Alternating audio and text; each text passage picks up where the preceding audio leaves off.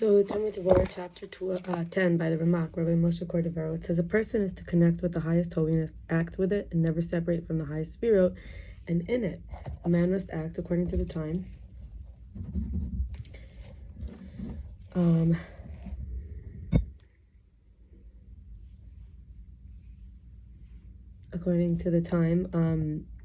Knowing which sphera, which attribute is ruling, and connect to it, and do the separations relating to the trait that's ruling.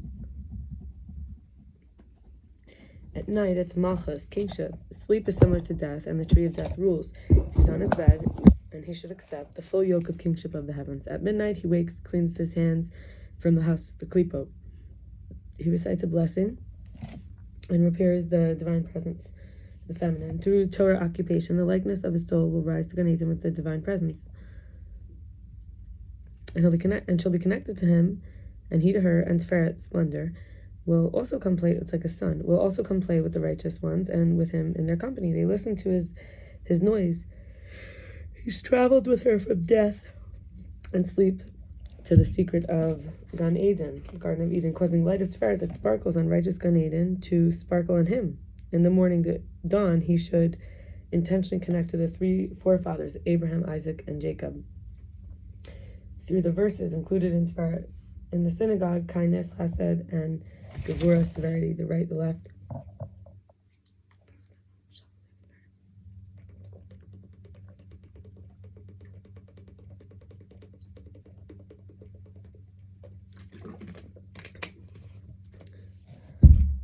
And plus, he's included himself in thought, speech, and deed, by intention in the thought, by the verse in the speech, and entering the synagogue and bowing down across from his chamber as the deed.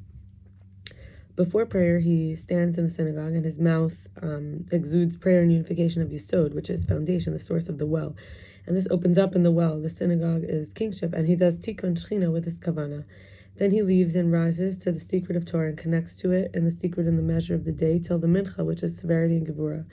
And between this and that, he connects to the divine presence in his meal, such that he performs kindness with the poor one.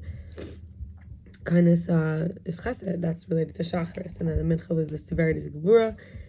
And in vayikra Rabba, which is medrash 34:3. The animal soul is to connect it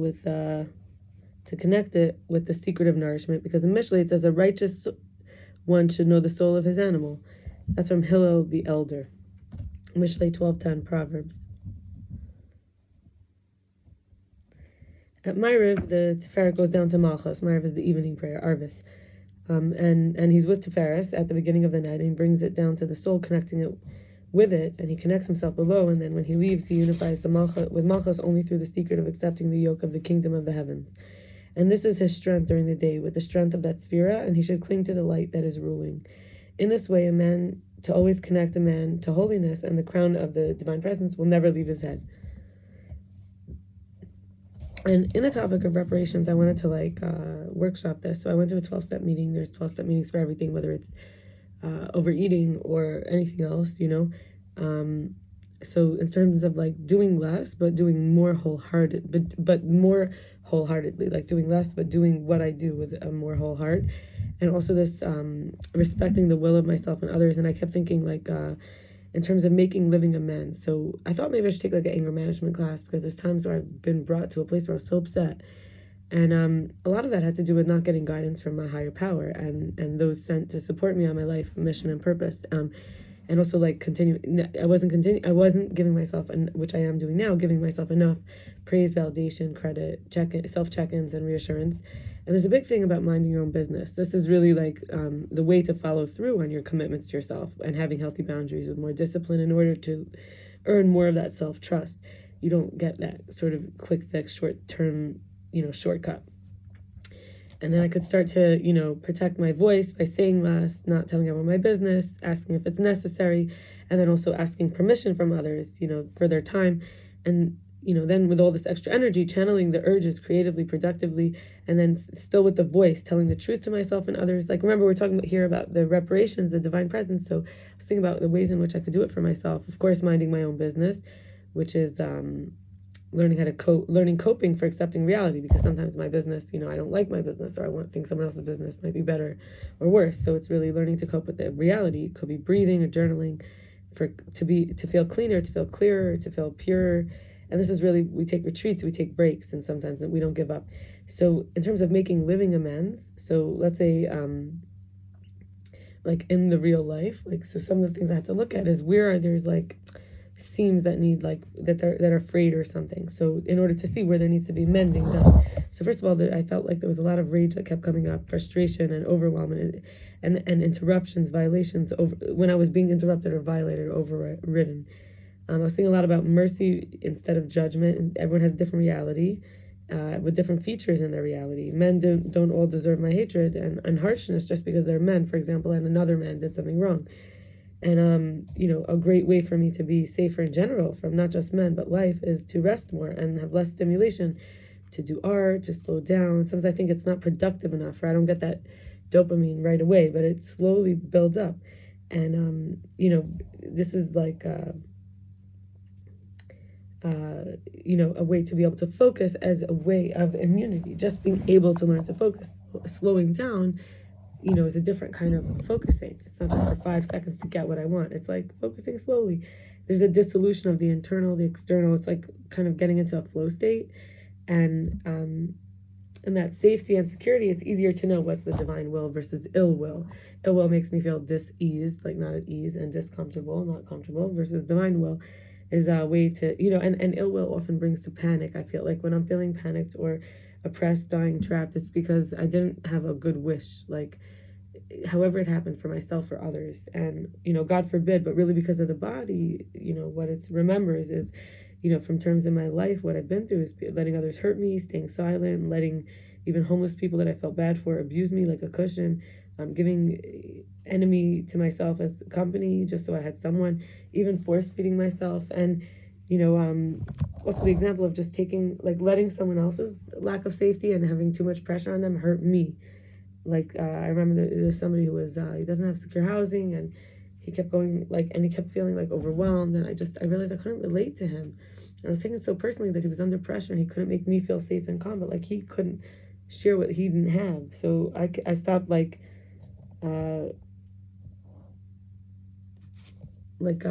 like I should make food for myself when I was taking distance from him, because I felt like he couldn't, or maybe I didn't deserve it. It was it's interesting. And I went to 2 other meetings. I mean, there's 12-step meetings. Like I said, it's for everything. I mean, you could go for relationship stuff, for codependency, for being avoidant or too attached when it comes to love. And we're not only talking about sexual love, just love in general. You could focus on women's meetings. And anyway, so this dopamine thing about, I want getting a fix, within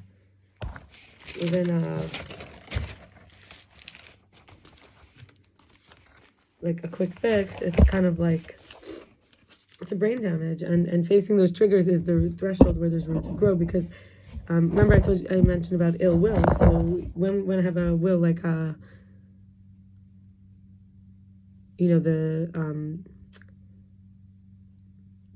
let's say the will is to self-destroy, or a death wish, it's a vacuum.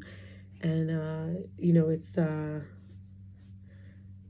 often because the manipulation way agenda for my will, used to seeing what the other, especially with the man, wanted, learning what I want and enjoy is a different way. Because if I had to kill myself off to let the other person have what they want, then it was so not customary for me to see. And then in terms of this exposure, vulnerability, feeling pride and shame, feeling myself directly through exercise, relating to myself, recognizing whether I avoid or deny my weakness, the ego around the male approval, because wanting my father to love me or like me, give me positive feedback. And it's easier to serve with joy when I serve with love. So really recognizing I did need those things, like the positive feedback and to be liked and loved. So I need some outlets where I could get that quick fix, urgency, energy. And there's a sense of how to build that trust. I talked about self-trust before, but there's 2 parts of trust. There's duty and love. So my duty to myself and my love for myself is how I could trust myself, that I'll follow through because I love myself enough to do the duty. But when it's like a fear of being cheated on, is when I don't think that the other person, because love is not enough. There's also duty. Is like, it's a way of me making amends for past loyalties. Like, I'm worthy of loyalty, and others, it's a choice, are worthy of loyalty. And if someone chooses not to be in a loyal relationship, they don't feel worthy of loyalty because they're the one in the relationship. It's a two-way, it's like a circuitry. So choosing someone who chooses me is a choice. I can choose loyalty, and others can choose, those who choose them. So it's like the paper that sometimes I feel like I was like, basically all of these kinds of like learning how to return to a healthy will, but still recognizing that I'm dealing with, sometimes a desire for a quick fix or a fear or like these patterns to like, shut myself off, God forbid, or cut my energy off or feel unloved. So this is like the paper that was written on, erased, crumpled up, uncreased, and somehow I'm finding that original clean white sheet inside. It's supernatural. And the solution really is one day at a time, that just for today. I can love myself just today. And like in terms of becoming more independent in that way, like not needing.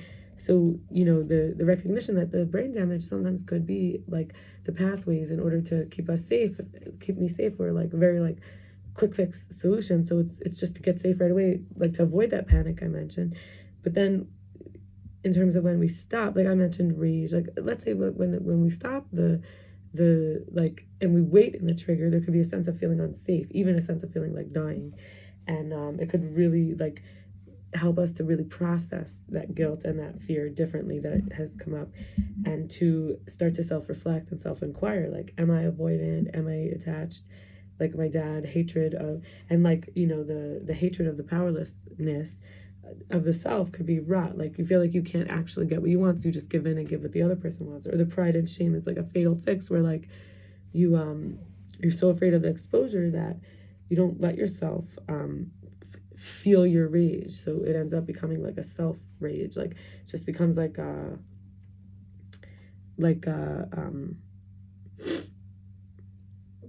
really feeling unloved, like making the situation be that I'm not loved because I have too much pride or shame to let myself be loved in those ways, God forbid. So, because we need love, it's fatal because we need love. And so finally, like, and then in terms of like not just the rage, but like at what it is when we feel violated. So it's like our self is coming out, it's saying, this is where I am, it's real, I am a self. And whether we're interrupted or invaded, and this has a lot to do with our self-worth, like the worth of ourself, of having a self. And I feel like just learning from my mom's like experience of it, seemed to me like she had a much higher worth when she was outside a relationship, but much lower self-worth when she was in the relationship. But it's hard to tell because it's not like, what I'm saying is that I felt like she may have been, I can't remember even, I was young, but sometimes it feels like maybe she tried to take better care of herself when she was single. So I feel like that's a messaging I got in her behavior, that I felt like maybe I was like subconsciously internalizing that it's like I'm worth more if I'm not in a relationship. And sometimes I do think maybe I think like that. Anyway, that's all for today. All the best. Bye.